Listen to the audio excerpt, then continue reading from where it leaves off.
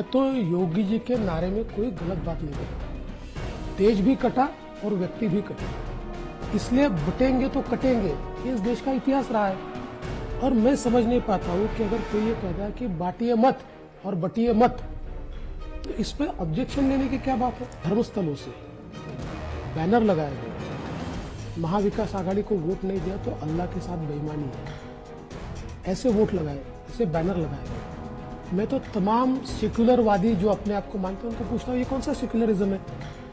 कस्में दिलाई गई लोगों को और पर्पस क्या है, डिफीट मोदी। महाराष्ट्र में मतदान के लिए एक हफ्ते से कम समय है और कैंपेनिंग के लिए तो उससे भी कम समय है। आपको कितना विश्वास है कि महायुति की सरकार बनेगी? देखिए, मैं पूरे महाराष्ट्र का दौरा कर चुका हूं, लगातार घूम रहा हूं और एक बहुत पॉजिटिव फीलिंग मुझे दिखाई पड़ती है।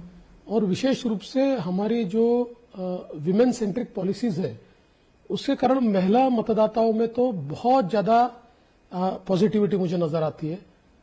पहले ये होता था कि हमारी सभाओं में 75% मेन और 25% विमेन, अभी 50% विमेन पार्टिसिपेशन सभाओं में भी दिख रहा है।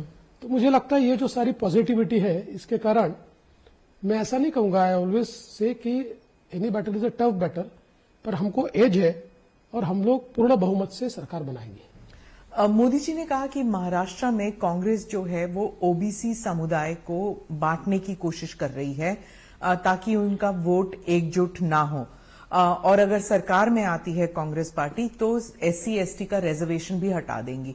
उन्होंने आज भी उनकी जो फाइनल रैली थी महाराष्ट्र की, वहां भी उन्होंने आज रात को यही कहा। देखिए, इसका इंडिकेशन तो राहुल जी ने अमेरिका में दे ही दिया। मुझे ऐसा लगता है कि राहुल जी की गलती ये हो गई कि उनको ये पता नहीं था शायद कि मीडिया हर जगह फॉलो करता है। तो अमेरिका में जाकर उन्होंने जो बयानबाजी की संविधान की और विशेष रूप से रिजर्वेशन पर, तो एक प्रकार से उनकी जो मानसिकता है वो सामने आई। दूसरा, जिस प्रकार से वो जातियों में बांटने की कोशिश कर रहे हैं, प्रधानमंत्री जी ने बहुत सही बात कही है। देखिए, महाराष्ट्र में ओबीसी में 350 जातियां हैं। ये 350 जातियां मिलकर ओबीसी समूह बनता है, तो एक प्रेशर ग्रुप है कि भाई ओबीसी का कल्याण करना है। अगर 350 जातियां अलग अलग हो जाए तो एक समूह नहीं रहेगा, इनका प्रेशर खत्म हो जाएगा। अगर हम मसलन एसटी की बात करें तो 54 अलग अलग आदिवासी समुदाय का मिलकर एसटी प्रवर्ग बनता है। देयर आर 54 कास्ट और एंड सब कास्ट। अब इनको अगर अलग कर दे तो वो प्रेशर ग्रुप नहीं रहते। तो इसीलिए प्रधानमंत्री जी ने ये बात कही है। जिस प्रकार से ये भारत जोड़ो नाम का जो एक समुदाय तैयार किया है, इस समुदाय की एक्टिविटी अगर आप देखेंगे तो एनार्किस्ट लोग हैं, ये एनार्की फैलाना चाहते हैं। और ये लोग भारत जोड़ो नहीं है, भारत को समाजों में बांटो और उसके बाद भारत को तोड़ो। और वो तो कहते हैं कि आप तोड़ने की राजनीति करते हैं, बांटने की राजनीति करते हैं, क्योंकि जैसे योगी जी आए थे तो उन्होंने कहा कि बटेंगे तो कटेंगे। ये इस तरह का नारा जब आप देते हैं, आपकी पार्टी देती है, तो आप काटने का काम करते हैं। देखिए, मैं तो योगी जी के नारे में कोई गलत बात नहीं देखता। इस देश का इतिहास देखिए, जब जब ये देश जातियों में बटा, प्रांतों में बटा, समुदायों में बटा, तब तक ये देश गुलाम हुआ। देश भी कटा और व्यक्ति भी कटे, इसलिए बटेंगे तो कटेंगे, ये इस देश का इतिहास रहा है। और मैं समझ नहीं पाता हूं कि अगर कोई ये कहता है कि बांटिए मत और बटिए मत, तो इस पे ऑब्जेक्शन लेने की क्या बात है। क्योंकि जब मुसलमान समाज कहता है कि हमें एकजुट होना चाहिए तो उनको एंटी नेशनल का दर्जा दिया जाता है, उनको सेपरेटिस्ट कहा जाता है कि आप एक गुट बना रहे हैं, आप you are not integrating with the rest of the country. लेकिन जब हिंदू समुदाय कहता है तो उसे नेशनलिज्म का दर्जा दिया जाता है। देखिए, सवाल ये है कि आप अगर किसी पर्पस के लिए एक आ रहे हैं, आप एकजुट हो रहे हैं, बहुत अच्छी बात है। लेकिन लोकसभा में हमने क्या देखा? लोकसभा में हमने देखा वोट जिहाद। लोकसभा में उनके धर्मस्थलों से बैनर लगाए गए, महाविकास आघाड़ी को वोट नहीं दिया तो अल्लाह के साथ बेईमानी है, ऐसे वोट लगाए, ऐसे बैनर लगाए गए। मैं तो तमाम सेक्युलरवादी जो अपने आप को मानते हैं उनको पूछता हूं, ये कौन सा सेक्युलरिज्म है? कस्में दिलाई गई लोगों को, और पर्पस क्या है? डिफीट मोदी। पर आपकी पार्टी भी कहते हैं जो राम को लेके आए हम उन्हें ले आएंगे। तो गाना है, और क्या? देखिए, राम को लाए हैं हम, उनको लाएंगे, ये कहने में कोई गलत नहीं, लेकिन इस प्रकार की बात करना, कई हमारी पार्टी ने मंदिरों में लोगों को जमा करके भगवान की कसम खाइए कि बीजेपी को वोट देंगे, नहीं देंगे तो राम के साथ बेईमानी होगी, ऐसा तो नहीं कहा, ऐसा तो कहीं नहीं हुआ।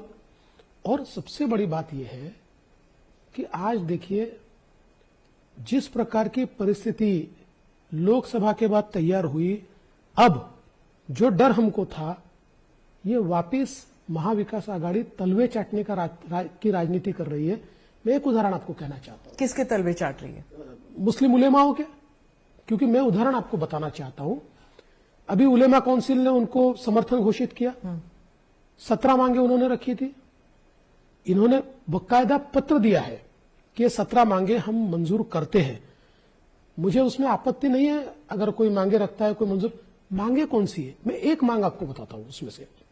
एक मांग उसमें से है 2012 से 2024 तक महाराष्ट्र में जो दंगे हुए, उन दंगों में जिन मुस्लिम समुदाय के लोगों पर केसेस हुई है, वो सारी केसेस खारिज की जाएगी, वापस ले ली जाएगी। अब मैं सवाल पूछना चाहता हूं कि ये कौन सी राजनीति चल रही है? ये अगर इसके खिलाफ इस प्रकार से दंगइयों को साथ में लेकर कोई पार्टी लड़ना चाहती है और हम बटे रहे तो कटेंगे। तो आपने जब कहा कि जैसे ये मांग है, इसको लीगली लड़ सकते हैं ना, आपने धर्म युद्ध कहा कि अब इसको वोट जिहाद के का अगर सामना करना पड़ेगा तो धर्म युद्ध करना पड़ेगा। तो ये धर्म युद्ध जो है वो बांटने की धर्म युद्ध की संकल्पना हमारे यहाँ क्या है? धर्म युद्ध की संकल्पना यह है कि यतो धर्मा ततो जया, ये धर्म युद्ध है हमारे यहाँ। जहां सत्य है वहां विजय है। ये असत्य की लड़ाई लड़ रहे हैं, हमको सत्य की लड़ाई इनके खिलाफ लड़नी पड़ेगी, ये धर्म युद्ध है हमारा। हमने ऐसा थोड़ी कहा हिंदू धर्म युद्ध लड़ो, हमने कहा धर्म युद्ध लड़ना पड़ेगा। और 8 दिन का चुनाव, और कौन कोर्ट जाएगा और कौन इलेक्शन कमीशन के पास जाएगा, वो तो बाद में होता रहेगा। ये लोगों ने तो समाज को बांट दिया, बांट के वोट तो लेकर चले गए। तो इसलिए देखिए, हम चुनाव जब लड़ते हैं तो ये लड़ाई है, भले ही शस्त्र नहीं है, अस्त्र नहीं है, पर ये लड़ाई है। सामने वाले बेईमानी करते रहे और हम देखते रहे, ऐसा नहीं होगा, हम जवाब देंगे। बेईमानी नहीं करेंगे लेकिन जवाब देंगे। आपने कहा अगर पत्थर आएगा तो ईंट का जवाब हाँ पत्थर बिल्कुल, से। ईंट का जवाब पत्थर से देंगे। देखिए, हम गांधी जी को बहुत मानते हैं, अहिंसा को भी बहुत मानते हैं, लेकिन ये तत्व हमको मंजूर नहीं है कि सामने वाले हमको मारते रहे और हम चुपचाप तमाशा देखते रहे। ऐसी अहिंसा हम नहीं मानते। सामने वाला ईंट मारेगा तो पत्थर से जवाब देंगे।